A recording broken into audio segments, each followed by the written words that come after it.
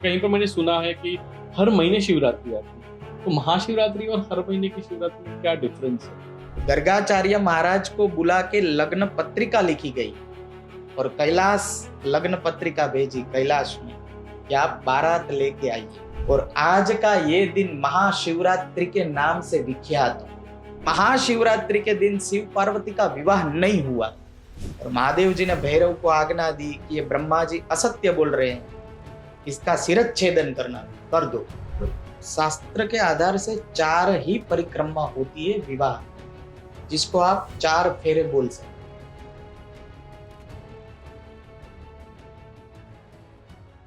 आपका स्वागत है एक ऐसे पॉडकास्ट में जो हिंदू धर्म के गौरवशाली इतिहास, पुराणों की कथाएं, ब्रह्मांड की रचनाएं और दैनिक जीवन में निभाई जाने वाली धार्मिक परंपराओं को सरल शब्दों में लाता है आपके सामने। आज हमारे साथ है अथर्व वेदाचार्य, वैदिक शास्त्री श्री सागर भाई भट्ट, जिनका ज्ञान और अनुभव हमें सनातन धर्म को देखने की एक नई दृष्टि देता है। चलिए आरंभ करते हैं आज का आध्यात्मिक संवाद शास्त्री श्री सागर भाई भट्ट जी के साथ। थोड़ा सा शिवजी और पार्वती जी के विवाह के बारे में बताएं कि वो विवाह कैसे हुआ, क्या हुआ था वो टाइम पर, किस तरीके से। भगवान महादेव जी का तो विवाह बहुत अद्भुत था। जब ये देवी पार्वती जी तप कर रहे थे, तभी महादेव जी ने भी पार्वती देवी का परीक्षा किया।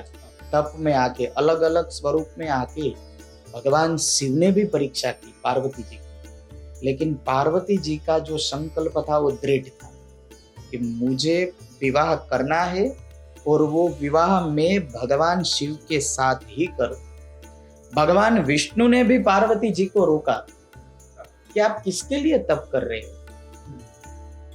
विष्णु ने भी मना किया कि आप ऐसा कठोर तप मत करो, लेकिन पार्वती देवी का संकल्प दृढ़ था। उसकी कामना दृढ़ थी कि मुझे पति के स्वरूप में शिव को ही प्राप्त करना। तो भगवान शिव ने भी परीक्षा की, सप्तर्षियों ने भी परीक्षा की। इसे शिव पुराण में कथा है। तो भगवान शिव जी के विवाह अद्भुत विवाह हुआ। शिव जी का जो विवाह हुआ वो हिमालय के वहां सप्तर्षियों आते हैं अरुंधति के साथ, और वो हिमालय महाराज को समझाते हैं कि विश्व में शिव के जैसा कोई पुरुष नहीं है और पार्वती जी अगर वरने योग्य किसी को है तो वो भगवान शिव। और तभी विवाह की सब तैयारियां चालू हो गई और गर्गाचार्य महाराज को बुलाया और गर्गाचार्य महाराज को बुला के लग्न पत्रिका लिखी गई और कैलाश लग्न पत्रिका भेजी कैलाश में कि आप बारात लेके आइए। और ये बाजू हिमालय महाराज ने विश्वकर्मा को कहा कि पार्वती जी का विवाह है, शिव का विवाह है, तो सुंदर मंडप की रचना की जाए। और भगवान महादेव जी का जहां विवाह होना था वो क्षेत्र में जहां पार्वती जी का कन्यादान होना था, 10,000 योजन में मंडप बनाया विश्वकर्मा ने। और अद्भुत बारात लेके भगवान शिव जी नंदी के ऊपर विराजमान होके भगवान बारात लेके हिमालय के वहां विवाह करने के लिए भगवान आए। और साक्षात ब्रह्मा जी ने विवाह करवाया। ब्रह्मा जी ने ये विवाह करवाया शिव जी और पार्वती जी का। और तभी ब्रह्मा जी ने जब विवाह संपन्न हुआ ना, तो विवाह संपन्न जब हुआ तभी महादेव जी ने ब्रह्मा जी को कहा कि आप वर मांगो, दक्षिणा मांगो, आपने हमारा विवाह करवाया है। तो तभी ब्रह्मा जी ने भगवान शिव जी के पास मांगा है कि अगर आपको दक्षिणा देना है तो मुझे यही दक्षिणा दीजिए। क्योंकि भगवान का विवाह है ना, वो सब लोग ऐसा मानते हैं कि शिवरात्रि के दिन हुआ। ज्यादातर सोशल मीडिया में जब शिवरात्रि आती है ना तो शिव पार्वती के विवाह की चर्चा ही होती है। लेकिन शिवरात्रि, महाशिवरात्रि के दिन शिव पार्वती का विवाह नहीं हुआ। चैत्र सुद त्रयोदशी के दिन भगवान शिव जी और पार्वती देवी का विवाह हुआ था। तो ब्रह्मा जी ने मांगा है महादेव जी के पास कि अगर वर देना है, दक्षिणा देनी है, तो मुझे ये वर दीजिए कि चैत्र सुद जो विवाह का दिन है वो दिन जो आपकी पूजा करे उसकी सब मनोकामना आप पूर्ण करें। तो ऐसा भगवान का विवाह हुआ। शास्त्री जी, आप विवाह की बात करें तो एक सवाल थोड़ा सा माइंड में आ रहा था कि विवाह जब भी होता तभी कहीं जगह पर 4 फेरे होते, कहीं जगह पर 7 फेरे होते, कहीं पर स्त्री आगे होती है, पुरुष आगे। क्या होना चाहिए सही मायने में क्या होना चाहिए? ऐसे देखा जाए तो शिव पुराण के आधार से भगवान शिव और पार्वती जी का जो विवाह हुआ था उसमें 4 परिक्रमा की, और शास्त्र के आधार से 4 ही परिक्रमा होती है विवाह, जिसको आप 4 फेरे बोल सकते। और भगवान महादेव जी ने जब भी विवाह किया तभी 3 परिक्रमा में भगवान शिव जी आगे थे और चौथी परिक्रमा में देवी पार्वती जी आगे थे। तो भगवान शिव जी का जब भी विवाह हुआ था तभी भगवान महादेव जी 3 परिक्रमा में आगे, देवी पार्वती जी पीछे थी, और चौथी जब भी परिक्रमा हुई लास्ट प्रदक्षिणा तभी देवी पार्वती जी आगे थी और भगवान महादेव जी पीछे थे। ऐसे भगवान महादेव जी का विवाह ऐसे हुआ। और पारस्कर गुह्य सूत्र नाम के ग्रंथ में ऐसा बताया है कि 3 परिक्रमा में कन्या आगे होती है और चौथी परिक्रमा में वर आगे होते हैं। ये पारस्कर गुह्य सूत्र में बताया है। लेकिन शिव जी की विवाह की बात आई तो 3 परिक्रमा में महादेव जी आए। शास्त्री जी, इसमें आपने बोला कि लोग शिवरात्रि के रिलेट करते शादी को, वो तो हमने क्लियर किया सबके लिए। बट शिवरात्रि से मुझे ऐसा लग रहा है कि शिवरात्रि के बारे में थोड़ा सा बताइए कि कहीं पर मैंने सुना है कि हर महीने शिवरात्रि आती है, तो महाशिवरात्रि और हर महीने की शिवरात्रि में क्या डिफरेंस है? महामहीना की शिवरात्रि जिसको हम महाशिवरात्रि कहते हैं, और ये शिवरात्रि का जो दिन है ना, जो महा महीने में आता है, माघ मास जिसको कहते हैं, और हर एक महीना की त्रयोदशी की तिथि जब भी रहती है तभी शिवरात्रि आती है। शिव महापुराण में शिवरात्रि की कथा है कि महाशिवरात्रि क्यों मनाई जाती है, महाशिवरात्रि में उपवास क्यों करते हैं, रात्रि की पूजा क्यों करते हैं, वो शिव महापुराण में बताया। इसमें ऐसी कथा है कि भगवान ब्रह्मा जी और भगवान विष्णु जी के साथ ये दोनों ने एक बार, ये दोनों के बीच युद्ध हुआ। ब्रह्मा जी ने बताया कि मैं बड़ा, भगवान विष्णु ने बताया कि विधाता जी आप कैसे बड़े कैसे आप, क्योंकि आप तो मेरे नाभि से कमल प्रकट हुआ और कमल के ऊपर आपकी उत्पत्ति हुई, तो आप बड़े कहां से हो गए। पहले वाक युद्ध हुआ, यानी वाणी के द्वारा युद्ध हुआ, फिर द्वंद्व युद्ध हुआ दोनों के बीच। सभी देवताओं ने कहा कि ये तो त्रिदेव में से 2 देव है, भगवान विष्णु और ब्रह्मा जी, ये युद्ध कर रहे हैं। दोनों को जाके शांत किया, लेकिन दोनों रुके नहीं युद्ध करते। तभी सभी देवताओं मिलके भगवान महादेव जी के पास गए और महादेव जी को बताया कि प्रभु आप आइए और ये युद्ध को शांत कीजिए। भगवान महादेव जी आए वहां, लेकिन महादेव जी समझ गए कि ये युद्ध ऐसे शांत नहीं हो। तभी महादेव जी ने एक लीला की। महादेव जी एक रूप से रहे वहां और महादेव जी ने दोनों के बीच एक अग्नि स्तंभ प्रकट किया। बहुत ही बड़ा स्तंभ महादेव जी ने प्रकट किया। तो इतना आवाज आया कि दोनों युद्ध करके रुक गए कि ये अग्नि स्तंभ क्या है, अचानक हमारे बीच में ऐसे प्रकट कैसे हुआ। और तभी महादेव जी ने दोनों को बताया, ब्रह्मा जी को बताया और भगवान विष्णु जी को बताया कि एक काम करो। भगवान विष्णु को कहा कि आप पाताल लोक में जाओ और ये स्तंभ का मूल कहाँ है उसका स्पर्श करके आओ। और ब्रह्मा जी को बताया कि आप आकाश में जाओ और इसका अंत कहाँ है उसका स्पर्श करके आओ, और जो भी पहले स्पर्श करके आ जाएगा वो बड़ा।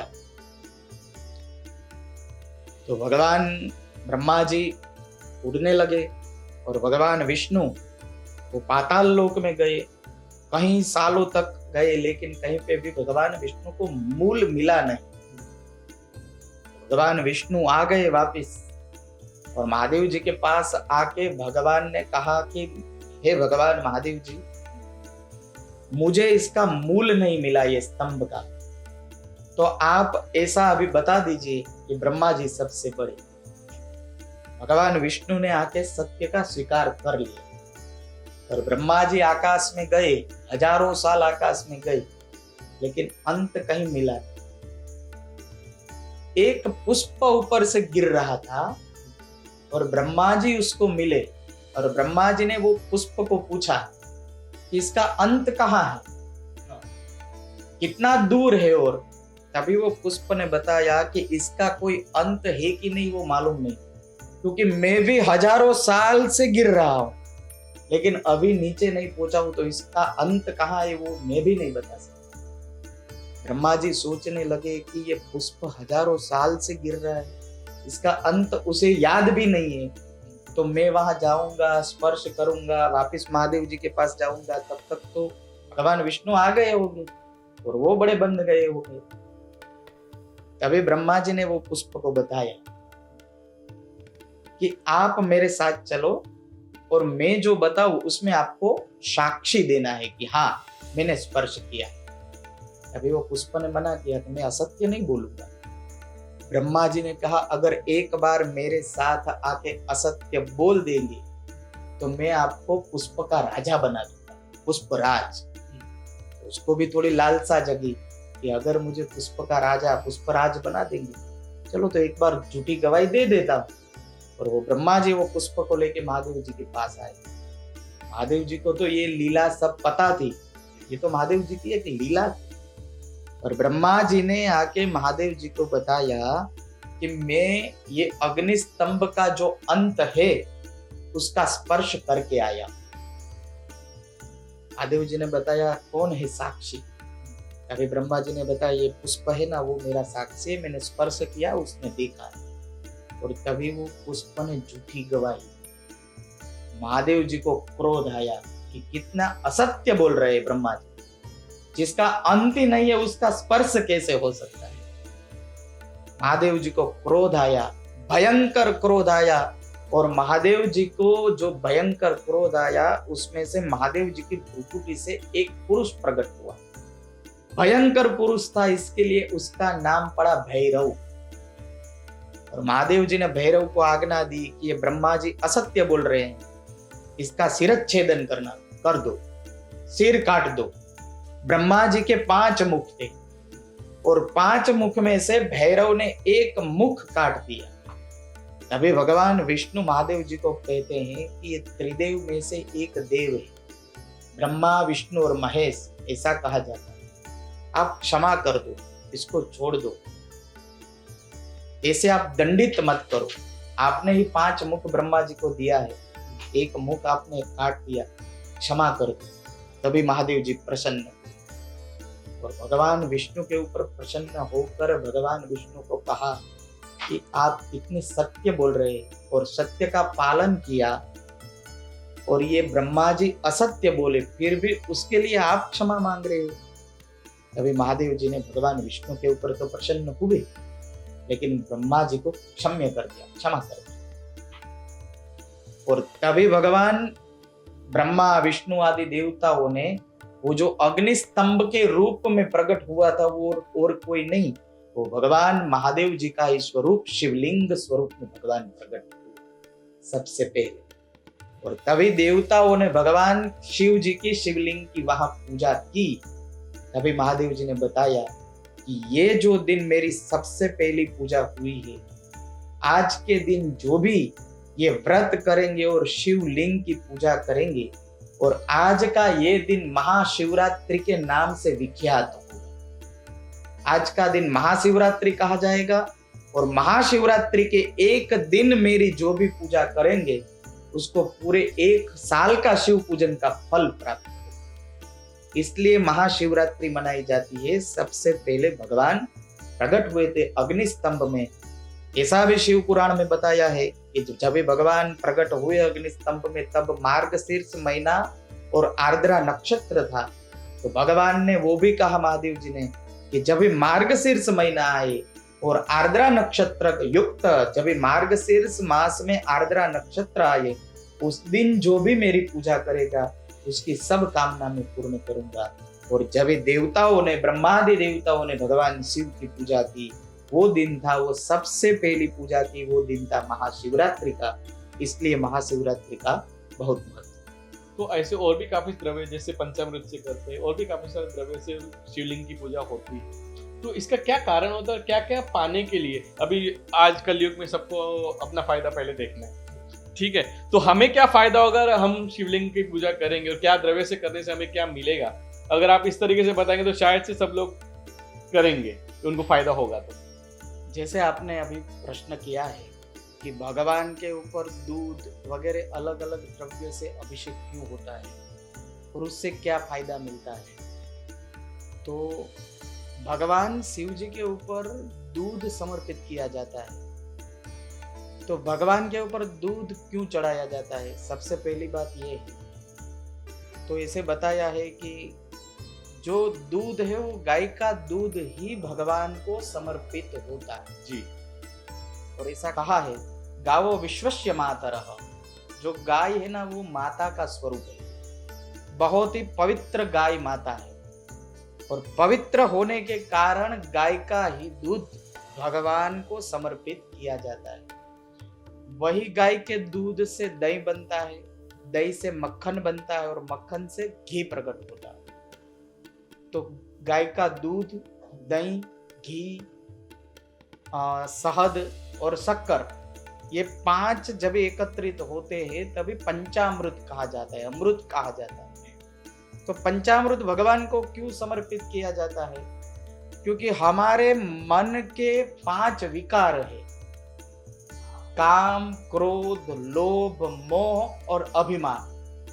और जब तक ये 5 विकार मन में भरा हुआ है तब तक हम भगवान की पूजा नहीं कर सकते।